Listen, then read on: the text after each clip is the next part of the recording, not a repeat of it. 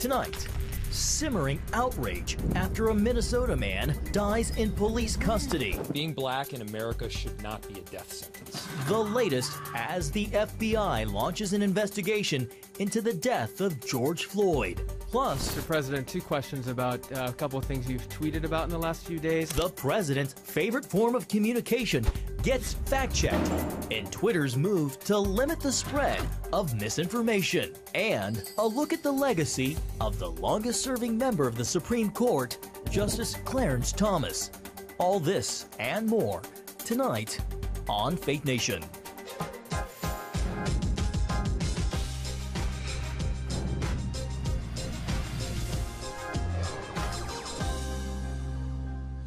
A sobering milestone tonight in the coronavirus pandemic. Welcome to Faith Nation. I'm John Jessup. Well, it is a marker we once thought we would not hit, but we have. 100,000 Americans now dead due to the outbreak.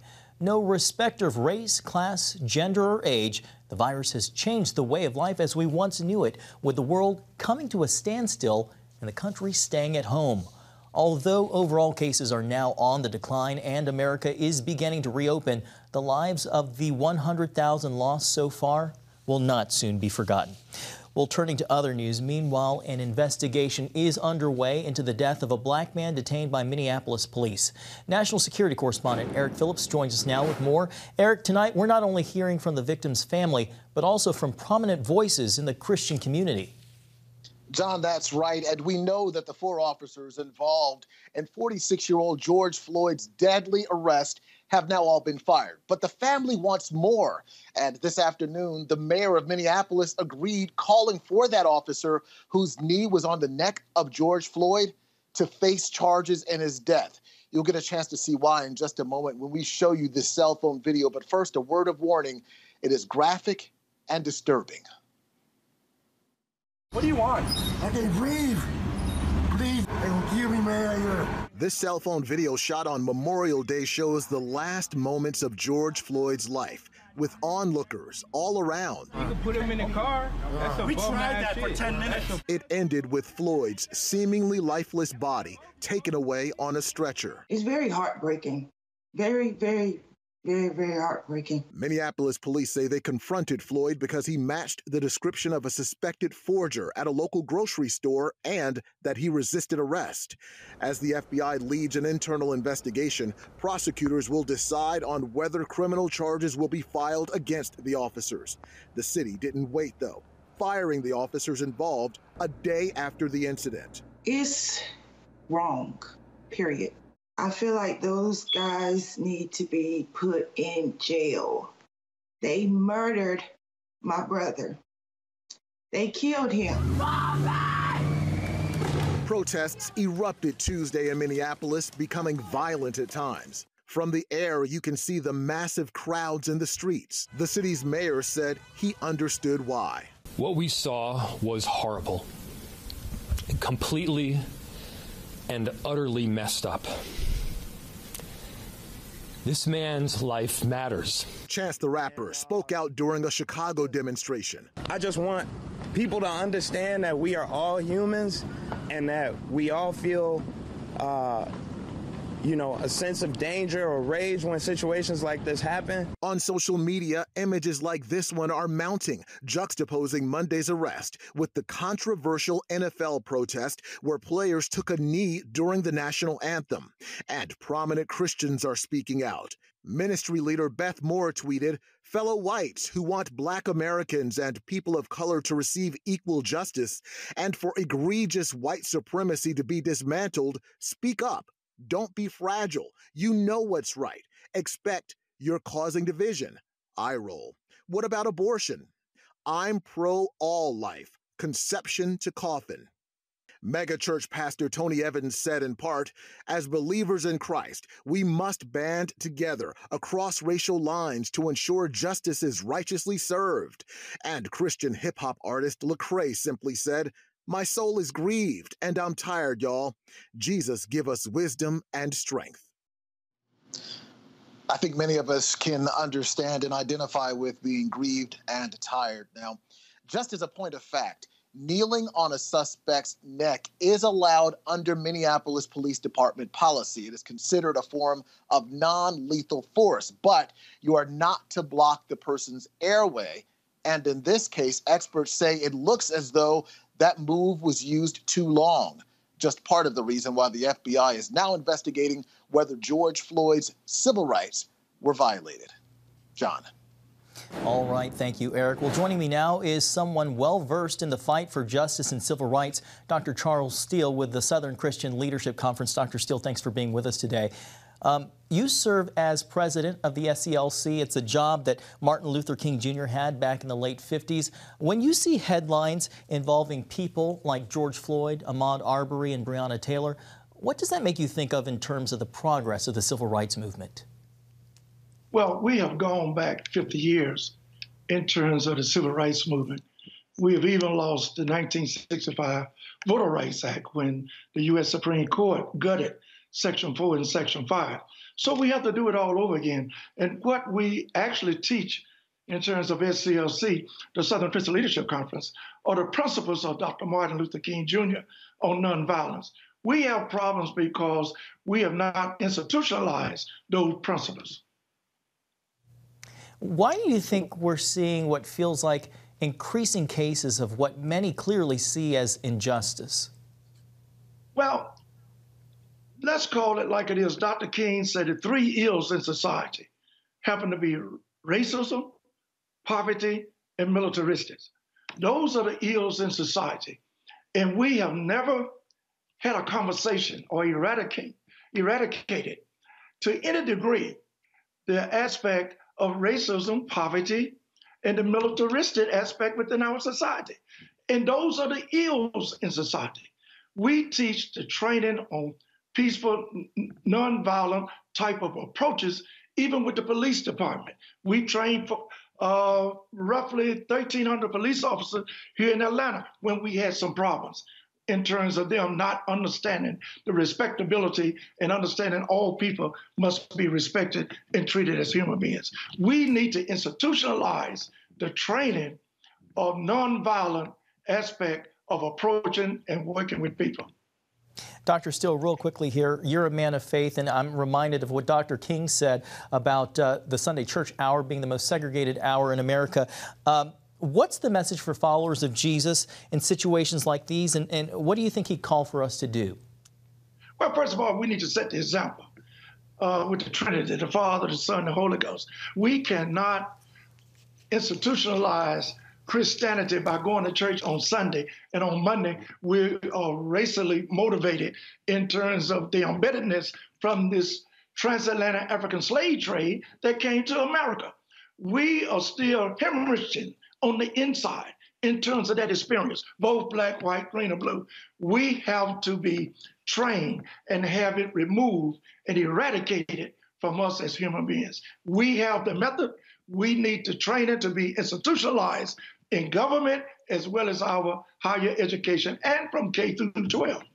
All right, Dr. Steele, we are out of time. Thank you so much for being with us, the CSLC's. Dr. Steele, thank you so much.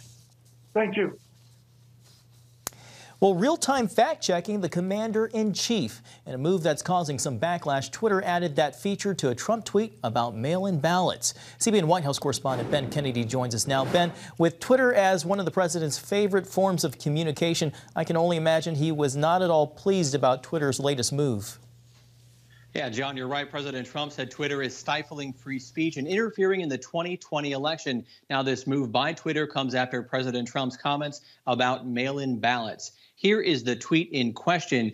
If you click on the link, it leads you to a What You Need to Know page, which states there is no evidence that mail-in ballots are linked to voter fraud and that only registered voters received ballots in California, not, quote, anyone living in the state, as President Trump said. Today, Trump wrote that Twitter has shown that everything we have been saying about them and other compatriots is correct. Big action to follow. Now, Kellyanne Conway, counselor to the president, spoke a few hours ago. She said conservatives feel that they do not have a voice in the mainstream media and have turned to social media like Twitter as an outlet. Many people look at social media as the democratization of information for them, their ability to participate in democracy as they eventually do at the ballot box. So the president is saying, please stop suppressing conservative voices and folks who feel like they don't necessarily are treated fairly there. And they need to do that. I thought using outlets that are decisively and proudly anti-Trump to fact-check the president was maybe the richest piece of the whole thing. Now, President Trump has threatened to shut down Twitter and other social media outlets that he says censors conservative voices. Twitter has yet to respond to President Trump's remarks. John? All right, CBN White House correspondent Ben Kennedy. Thanks so much, Ben.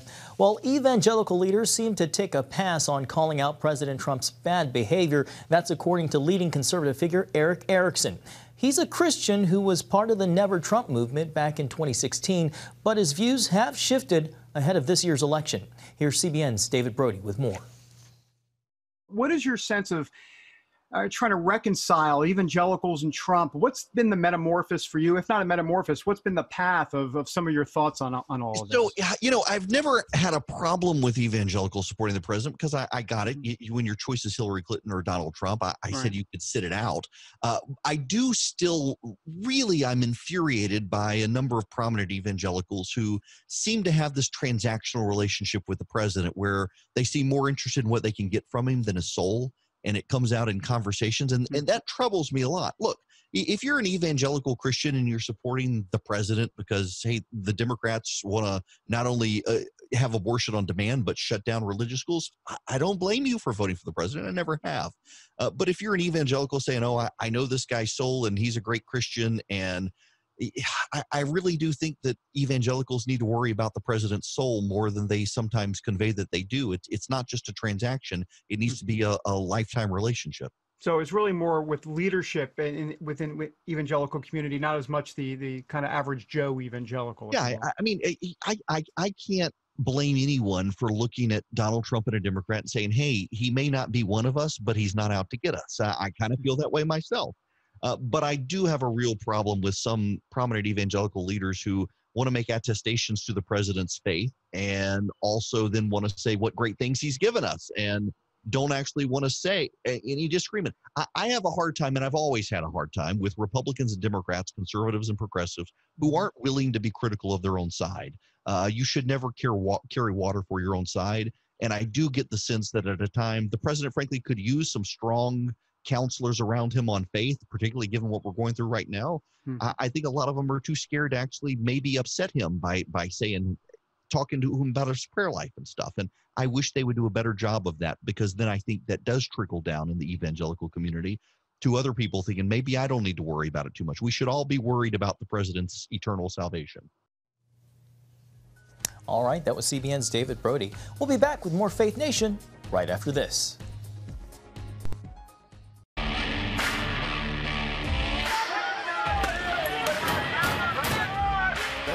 Before you marry is a bad idea.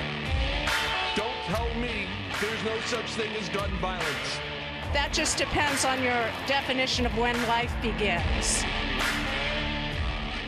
Watch Dan and Dale tackle trending topics that test your faith on the next Faith Wire, Monday night at 9:30.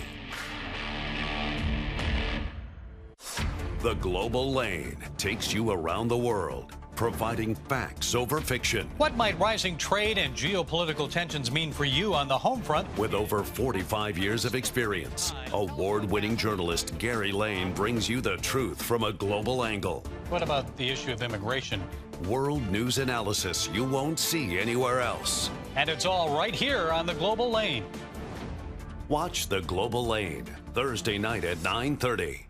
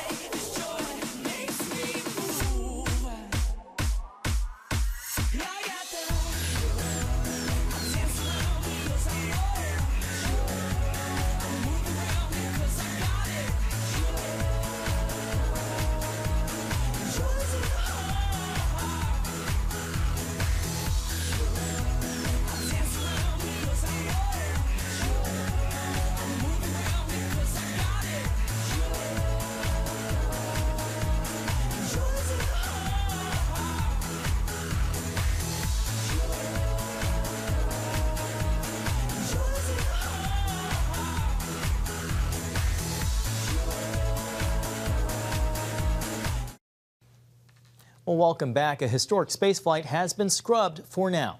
The first ever crewed mission aboard a commercially made rocket was postponed about 20 minutes before it was set to take off from the Kennedy Space Center this afternoon. Stormy weather caused that decision. It's now been rescheduled for Saturday. And joining me now is NASA Deputy Administrator James Morehart. James, thank you for being with us on this big day. Oh, it's my honor, John. Happy to be with you. Well, first off, why is the use of commercial flights an important first step in the future of space exploration? And what are some of the goals of this particular mission? You know, John, you think about Apollo and other space programs we've had. It's always been that NASA designed, developed, and built spacecraft, including the rocket and the capsule, and then operated them. We're really going to be a customer to SpaceX. And that's really the future of space exploration. It's really about creating a demand out there, and then the suppliers will come with it. And we're starting here in low Earth orbit with the space station. And it's really, ultimately, we hope to have commercial space stations that we have a crewed transportation system so we can go back and forth to those stations. So does this precede or open the door for citizens' private space flight? It certainly will. I believe we'll get there. There are certainly a lot of companies that are trying to do that right now. And it's, I'm not saying it's going to be cheap, but I think that it certainly will be available to the public. James, we're certainly living in a unique time for the world. What kind of challenges has the pandemic posed to make this launch happen? You know, to NASA's credit, we do the impossible, and we certainly, while we all got kicked back on our heels, we're not out of this, and we kept going, and we've got a number of missions that are on schedule, and we're excited. James, can you tell us a little bit about the two-man crew? Oh, gosh, yes. It's Doug Hurley and Bob Benken, and they're both test pilots. Doug is from is a Marine Corps naval aviator, and Bob, Air Force pilot. Again, both very used to doing test flights, which this is an end-to-end test flight. But they are ready. Jim Bridenstine, the NASA administrator, and myself met with them yesterday through glass and microphones, and they're ready to fly. Our job is to make sure that they fly safely, and that's what we're going to be working on that right up until launch. James, the administration says the goal is to get astronauts back to the moon by 2024. Are we going to make that deadline? And after that, what's next? We're doing everything we can to get to 2024. And that includes one of the largest rockets we've ever built, called the Space Launch System. We've got a capsule we just got done testing up in Plum Brook, Ohio. It's called Orion, and it was delivered down here at Kennedy. And those two will mate up after the rocket has done its testing. We call it the green test, the green run. And we're doing that at the Stennis Space Center. And really, the next part of that is having a human landing system developed. Finally, James, while much of America is divided, polls show space exploration is something that unites many. Why do you think that is? You know, NASA was set up to really expand the human condition by finding new knowledge. And we're here to inspire the next generation with stunning achievements. And also give hope. There are a lot of people that are hurting right now. And we hope that today we're going to give those people new hope. We may be down a bit, but we're not out. And the United States doesn't give up. And this is going to be an example of it. And, ultimately, we want to bring the country together. And we've done that before when we landed on the moon for the first time. And we hope to do it today. Something that we desperately need. NASA Deputy Administrator James Morehart, thank you for being with us on such a big day. Thank you so much for having me. From controversial Supreme Court nominee to the leading conservative justice on the High Court, a look at the influence of Clarence Thomas when we come back. I got the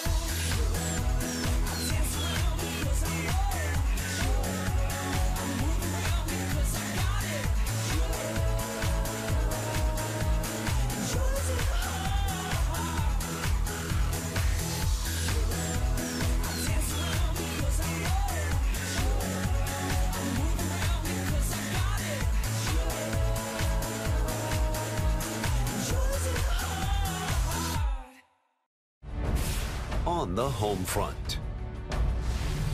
Thanks for joining us for CBN's On the Home Front, where we highlight what the men and women of America's military do to defend our country. CBN honors the men and women in our military with an initiative called Helping the Home Front. It partners with churches across the country to meet the needs of their military families, from repairing homes to wiping out medical bills for wounded veterans. On the Home Front, Tuesday morning at 10:30. If you want to be an attorney with a passion for serving people and for excellence, Regent University needs to be high on your list. Regent's award-winning law school doesn't just create lawyers. We create leaders, judges, prosecutors and defense lawyers, civil litigators, and leaders in government. My focus has been trying to really make sure we have the future leaders we need for the bench and the bar and for society generally. You'll learn from highly credentialed leaders who are current and former judges, distinguished scholars, and ACLJ counsel. I'm so glad I chose Regent. The relationships here have been amazing. The faculty have been amazing. Not everybody's called to the same thing when they leave law school, but they're called by a God who has a purpose for their lives, and He is going to use that education to make a difference in the world. Regent will prepare you to be a purpose-driven, practice-ready lawyer. To start your rewarding law career, complete the online application, submit your transcripts, and take the law school admissions test by July. Apply today. Well, after 29 years nearly on in his role, Clarence Thomas is the longest-serving justice on the Supreme Court. Once a controversial nominee, Thomas may now be its most influential conservative. But as Paul Strand reports, among those closest to him, he's known as a man of kindness and faith. For years after his confirmation hearing, Clarence Thomas carried scars from Anita Hill's accusations of sexual harassment. He fought back with history-making fury. As a Black American, as far as I'm concerned, it is a high-tech lynching for uppity blacks. Some assume the experience left him a bitter, unhappy, uninfluential justice. Eric Jaffe clerked for him. You see these photos of him scowling and looking down, and oh my God, it's this evil person from the right who's going to take away your life. But those who meet this 72-year-old man of faith, featured in the recent documentary Created Equal, Clarence Thomas in his own words, find this out. How happy and gregarious and caring a person he is. When Carrie Severino clerked for him, she saw just how caring. He would walk around the court knowing everyone's name, from the elevator operators to the marshals to the other justices' clerks to the janitor. He knew every policeman in the building. He knew the folks who delivered the mail. His detractors originally considered Thomas just a shadow of conservative giant Antonin Scalia. The not very smart portion of this duo. But he's become famous for rulings based on the original meaning of the Constitution. Scalia characterized him as a bloodthirsty originalist. Authoring a book on Thomas, Ralph Rosem saw this fierce dedication to figure out the founders' original intent. What were the ends that they were attempting to achieve? What were the evils they were attempting to avert? Thomas has faced so much bad press from the liberal media, he no longer lets them influence him. They're going to hate you because they've already said they're going to hate you. So you're not writing for them anymore. And his strong stand is making him ever more influential. The Hill magazine had an article entitled, "Is it now Clarence Thomas's court?" One writer labeled Thomas the most important legal thinker in America. He was acknowledging basically that Justice Thomas is the intellectual heavyweight on that side of the court. His former clerks see not just his love of the Constitution, but his warmth and wisdom when dealing with everyone around him. Like looking past Jaffe's outer hippie appearance to his inner mind. I had hair down past my shoulders. He cared about the intellectual part, not about the window dressing. Severino came to interview for her clerkship with Thomas when she was pregnant and worried that would anger him. Then he said, "We're here to help interpret the Constitution, and that's here so that you can live a life with your family in peace and in safety, and I don't want to do anything that would undermine that." And he's funny, like at lunch after Scalia, back at the court, blasted him in a dissent. Calling Thomas's opinion a liberty-destroying cocktail of arguments. Scalia was looking at the menu and thinking, what drink should I have? And Thomas suggested, how about a liberty-destroying cocktail? Paul Strand, CBN News, Washington. Thanks, Paul. Some have wondered if Thomas will leave the court while Republicans control the White House and the Senate, paving the way for another conservative nominee. But Thomas says he doesn't plan on retiring. Coming up, one way the pandemic is ushering in a return to the past, and why it could save you a trip to the grocery store. If you want to be an attorney with a passion for serving people and for excellence, Regent University needs to be high on your list. Regent's award-winning law school doesn't just create lawyers. We create leaders, judges, prosecutors and defense lawyers, civil litigators, and leaders in government. Ready to become a purpose-driven, practice-ready lawyer? To start your rewarding career, complete the online application, submit your transcripts, and take the law school admissions test by July. Nutrition, exercise, essential oils, weight loss, and more. It's Healthy Living with Lori Johnson. Talk about what's in this. Join CBN health reporter Lori Johnson to get the latest information from today's top health experts. This is fantastic. Find out what you need to know to live a healthier life. Watch Healthy Living, Tuesday night at 9:30.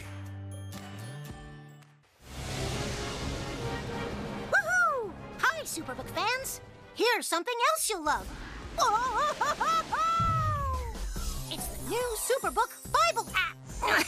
It's packed with games, activities, and Superbook episodes that you can watch for free. Oh no! There's trivia, a fun daily devotional, and answers to your Bible questions. Plus, an easy-to-understand Bible the whole family will enjoy. You can even create your own Superbook character. Ta-da! Whoa! A Millsburg Falls man coming. Sorry, pardon me. Sorry, excuse me. Ouch! Are you getting this? Earn super points to win daily prizes too, and so much more. Time to get back to my adventures. See you soon. It's the new Superbook Bible app. Free downloads on iTunes, Google Play, and Amazon. Well, finally tonight, in today's modern world of convenience, if you want, let's say, a gallon of milk, you simply go to the grocery store or you can order it on a delivery app. But the pandemic has opened the door to return to the past with an old tradition once common on the streets of America. The use of milk delivery services is surging in demand. Here in the nation's capital, South Mountain Farm Creamery says before the outbreak, it had about 50 delivery customers. Now, after the lockdowns, they jumped to around 800. Many say relying on the milkman makes them feel safer and brings a sense of nostalgia. Well, that does it for this edition of Faith Nation. We so appreciate you spending part of your evening with us and hope to see you back here again tomorrow.